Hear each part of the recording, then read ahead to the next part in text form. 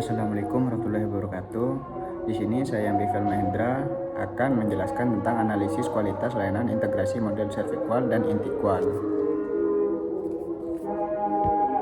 Mencapai keunggulan organisasi melalui pendekatan kualitas layanan yang holistik menjebatani perspektif eksternal pelanggan dan internal karyawan. Evolusi konseptual manajemen kualitas jasa, karakteristik IHIP, intangibility, heterogeneity, inseparability, perishability menuntut pendekatan dinamis dan berpusat pada manusia. Kualitas jasa sama dengan persepsi hasil perbandingan ekspektasi sebelum layanan dengan persepsi setelah mengalami layanan tersebut. Kualitas internal sama dengan cermin eksternal. Karyawan sebagai pelanggan internal harus mendapat dukungan memadai agar mampu melayani pelanggan luar dengan prima. Model ServiQual 5 dimensi Rater dikembangkan oleh Parasuman, Zetam, dan Berry 1998. Reliability secara konsisten menjadi dimensi paling kritis bagi pelanggan. Tangibles, fasilitas fisik, peralatan, dan penampilan personal. Reliability menepati janji layanan secara tepat dan konsisten. Responsiveness, kesediaan membantu pelanggan dengan cepat. Asuran, kompetensi, dan kesopanan yang menumbuhkan kepercayaan. Empati, perhatian individual terhadap kebutuhan spesifik pelanggan. 5 kesenjangan kualitas gap model. Gap 5 adalah fungsi dari gap 1 sampai 4, meminimalisir keempat gap awal secara otomatis dan akan mengecilkan kesenjangan yang dirasakan pelanggan. Pengurangan gap 1 membutuhkan investasi pada sistem pendengaran pelanggan, sedangkan gap 3 menuntut perbaikan kebijakan SDM dan dukungan internal. IntiQual kualitas layanan internal. Kualitas layanan yang diberikan antar unit dalam organisasi. Karyawan yang puas memiliki kapasitas lebih besar untuk memuaskan pelanggan eksternal.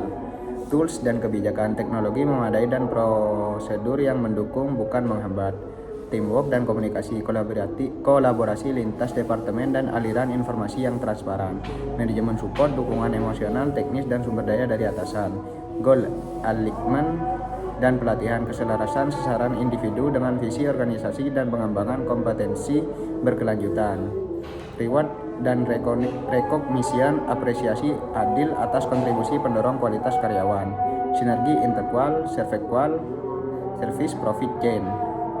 Kualitas internal yang baik menciptakan karyawan berkomitmen tinggi yang kemudian menghasilkan nilai layanan unggul bagi pelanggan eksternal. Manajemen support assurance, staf yang didukung merasa lebih percaya diri memberikan jaminan.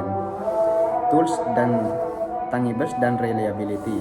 Teknologi internal memastikan bukti fisik modern dan proses akurat. Teamwork atau responsiveness, kolaborasi lancar mempercepat pemrosesan permintaan pelanggan. Pelatihan empati, pelatihan kecerdasan emosional membekali staf memberikan perhatian individual. Metodologi pengukuran kualitas.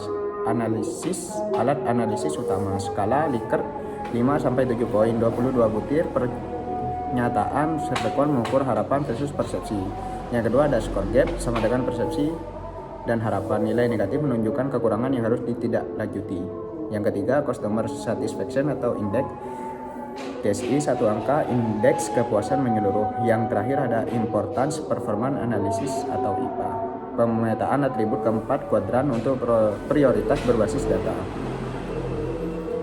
Kesimpulannya adalah kualitas eksternal adalah puncak gunung es dari proses internal yang kompleks. Kegagalan gap 5 hampir selalu berakhir dari kegagalan mendukung pelanggan internal. Audit kualitas ganda, ukur IntiQual secara rutin untuk mengidentifikasi hambatan internal. Fokus pada reliability, dimensi paling kritis, pastikan janji sesuai kapasitas operasional. Hancurkan silo organisasi, gunakan intersektoral untuk memperbaiki komunikasi antar departemen. Manfaatkan IPA atau CSI, prioritas perbaikan berbasis data bukan intuisi semata. Investasi budaya pelayanan, jadikan kualitas sebagai nilai inti dengan sistem penghargaan dan pelatihan nyata. Mungkin itu saja yang bisa dapat saya sampaikan, kurang lebihnya mohon maaf.